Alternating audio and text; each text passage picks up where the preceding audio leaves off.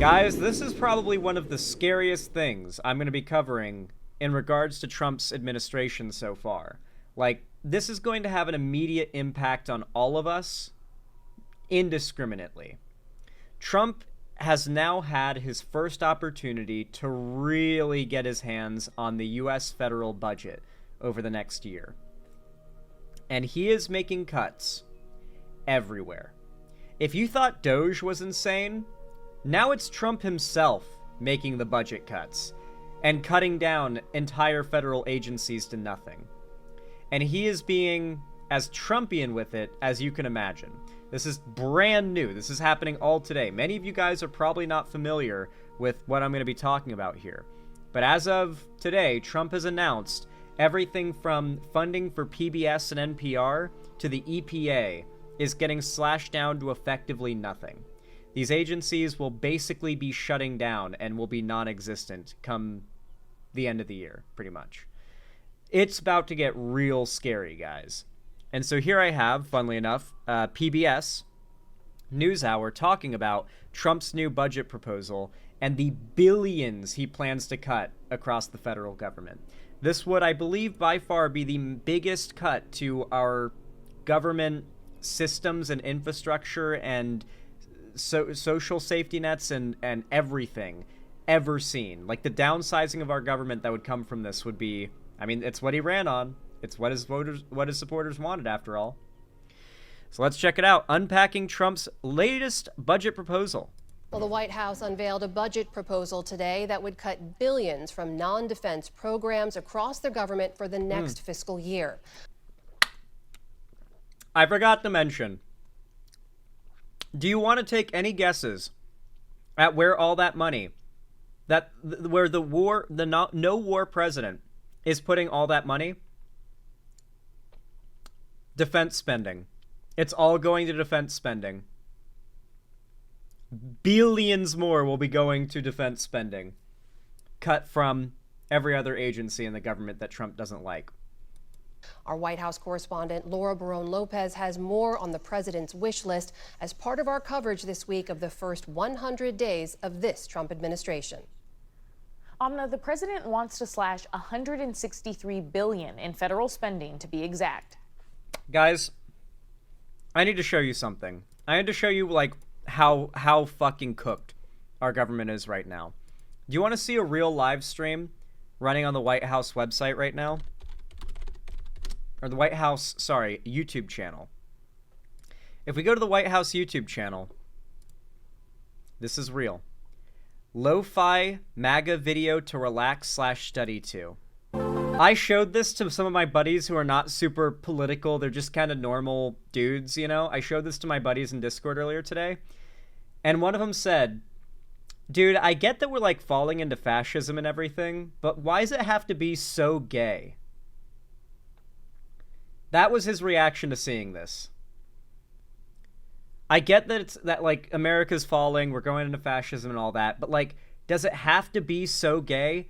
Like, I'd rather it just he literally said, I'd rather it just be Hitler coming back at this point, because, like, it'd be less gay. And when you've got people saying their main problem with Trump and his fascist takeover of America is just how fucking gay it is, I think that shows that a lot of people are starting to realize this shit just isn't good. People don't want this. The dramatic cuts would hit health, housing, education, and climate programs. President Trump, with the help of Elon Musk, has already frozen funding for many of these programs without congressional approval. Musk's team, known as Doge, has led the firings of tens of thousands of federal workers, and they've hollowed out nearly a dozen agencies in their efforts to dismantle parts of the federal government.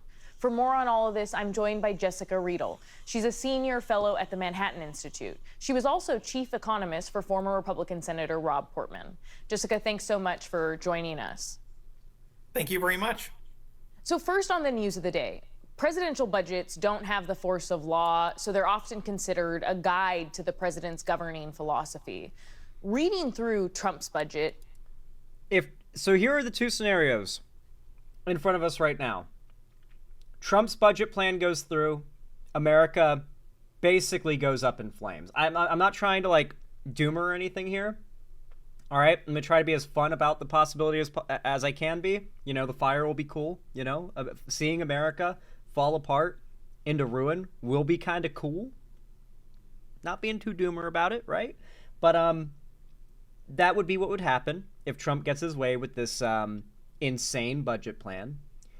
Or the administration pushes back and tries to get Trump to amend it so it does not destroy the country. In which case, Trump will go to war with his own administration. Hard. And these are the two paths we have in front of us here. Mind you, this is happening as Doge and Elon have stepped away. So this is Trump now in charge of these massive cuts to federal spending. If you thought Elon was bad, Trump is far more motivated. Trump wants to be able to tweet every 5 minutes about another $1 billion he cut from some government program. Way more than Elon does. What do you think is the governing philosophy here? Well, the governing philosophy is ultimately what they call a war on woke. The word woke Culture war. appears 12 times, DEI appears 31 times, gender appears 14 times. Generally, there's a lot of spending cuts that are based on a very exaggerated definition of woke. The largest cuts that I've seen are They're control effing and searching for the term trans and cutting funding from anything that uses that as a prefix for anything. So transform, transgender, transgenic,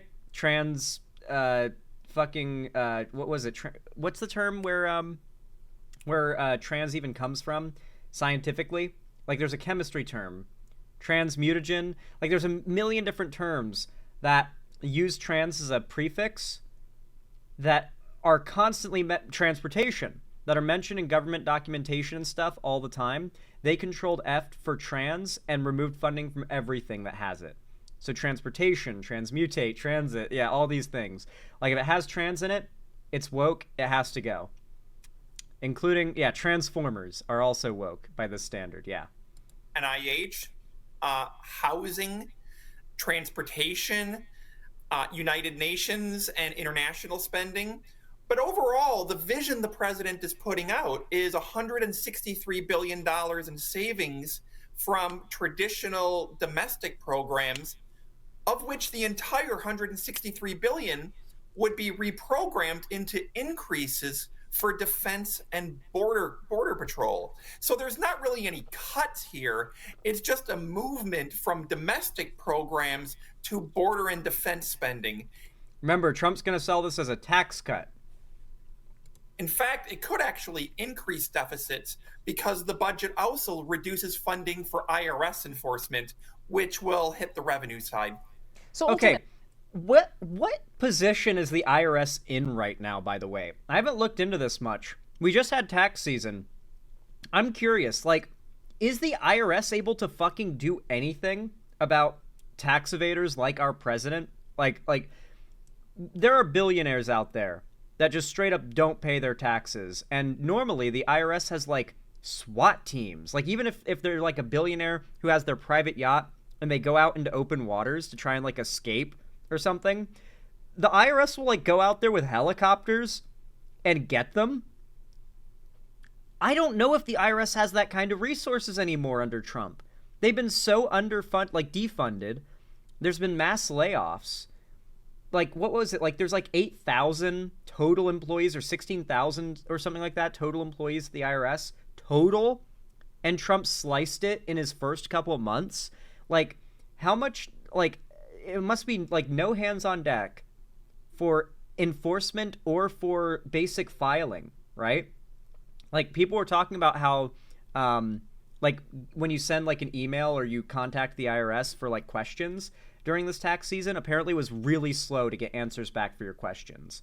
Like, that does not surprise me at all. If they're having trouble with like basic like communication, like having all hands on deck for that, that suggests a big problem. And if you're wondering why I'm so fixated on this, there are very few agencies or sectors of our government that are purely a profit to exist. Like, there are very few. One of them, we all know, the USPS, the United States Postal Service. Purely a profit to exist. The service it provides us for the amount of money we put into it, we're making money by having a U.S. Postal Service, basically. The IRS is the same way. The IRS is one of the few agencies in government that infinitely pays out for whatever investment and funding we put into it. The more funding we give the IRS, the more resources they have to make sure wealthy Americans especially pay their fair share into the federal system. We do not want Trump to gut the IRS. We don't want him gutting the USPS, which he's already tried to do before, remember. He's targeting, or the EPA, or he's targeting parts of the government that are the best parts of the government, ironically.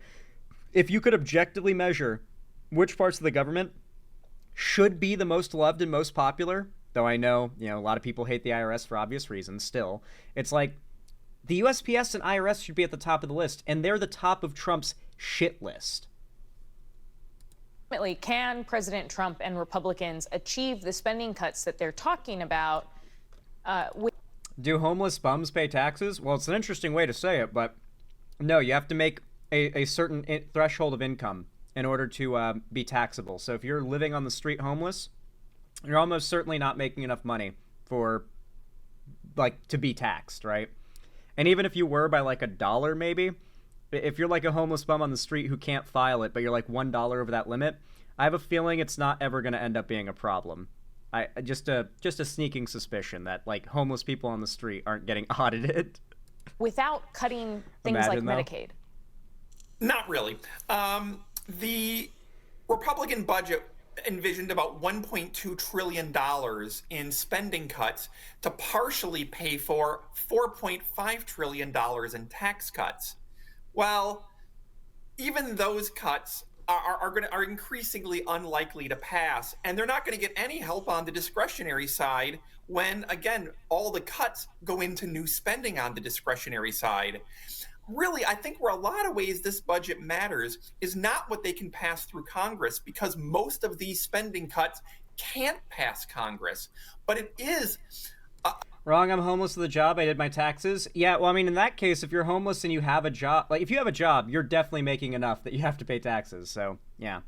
But yeah, I mean, we're talking about, literally living on the street type situation, according to Peerless Entity, based on their comment. A signal of perhaps what they're going to try to do outside of Congress, what they're going to try to do through executive order and by Doge in trying to achieve savings that way. Doesn't the EPA have some kind of program with certain corporations? I could have sworn there's some system or program that it's some kind of a carbon tax credit or something. The more carbon neutral you can make your company year by year, the more the government gives your corporate entity. It's some kind of either a discount on their tax owing, or it's some kind of refund or some kind of other benefit. I forget exactly the details, but the EPA has a setup with companies to help make those companies and reward those companies for actively pursuing carbon neutrality. And so losing the EPA as well, mind you, big problem too. Mind you, you know what else is on the chopping block? NPR and PBS. We're watching PBS right now, mind you. That's going to be Trump's wet dream, to eliminate NPR and PBS. To remove the ability for a significant amount of Americans to hear any narrative that's not his, it's his wet dream. I want to ask you about Doge because they play a role here. So Elon Musk says that he's taking a step back soon from his job inside the White House. How effective has his team been when it comes to cutting government spending? Doge has been really effective generating headlines and creating chaos. But despite promises to save $2 trillion, then downscaled to $1 trillion, then $150 billion, and they claim they've already saved $160 billion, the actual verified savings have been closer to about $5 or $6 billion, which is 0.1% of federal spending. That's all.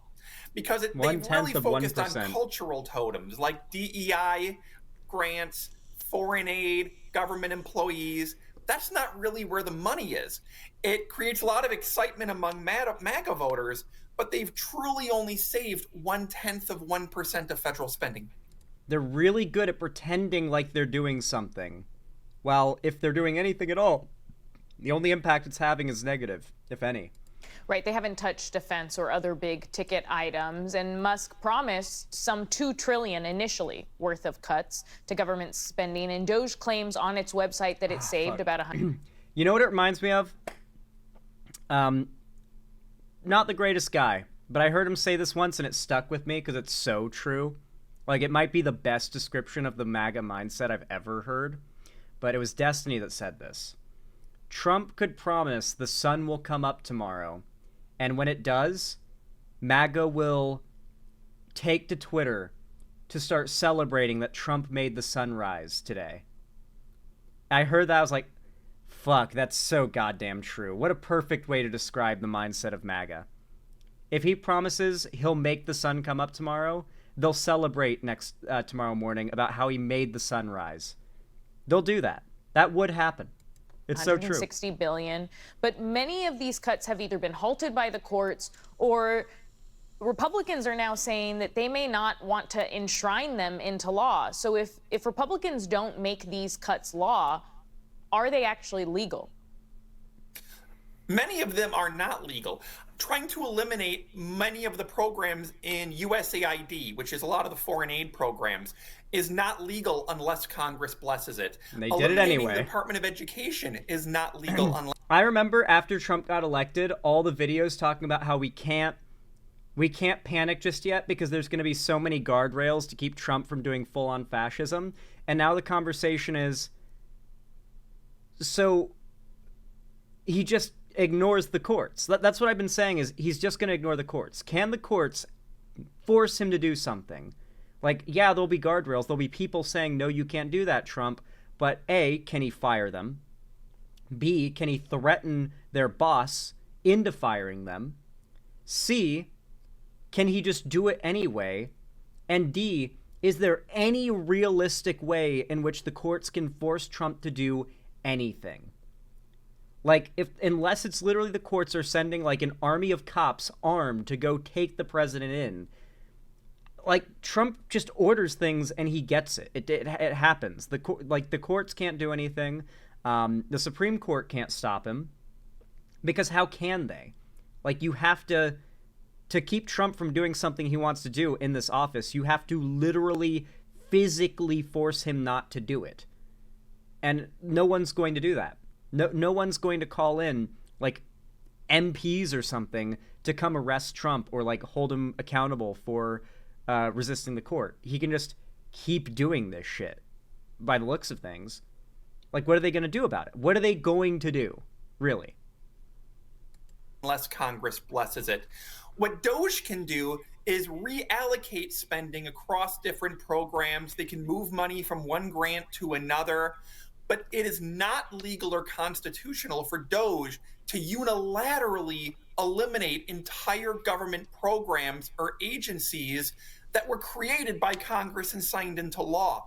Unless Congress passes new legislation removing that spending, the courts are going to order it reopened as an illegal termination known as an impoundment. So some of those cuts could end up being reversed. Absolutely. In fact, I would expect a healthy dose of these cuts to be reversed by the courts unless Congress passes what's called a rescission bill to cancel spending that's already been enacted. One of the other things Elon Musk has claimed repeatedly is that he's rooting out fraud.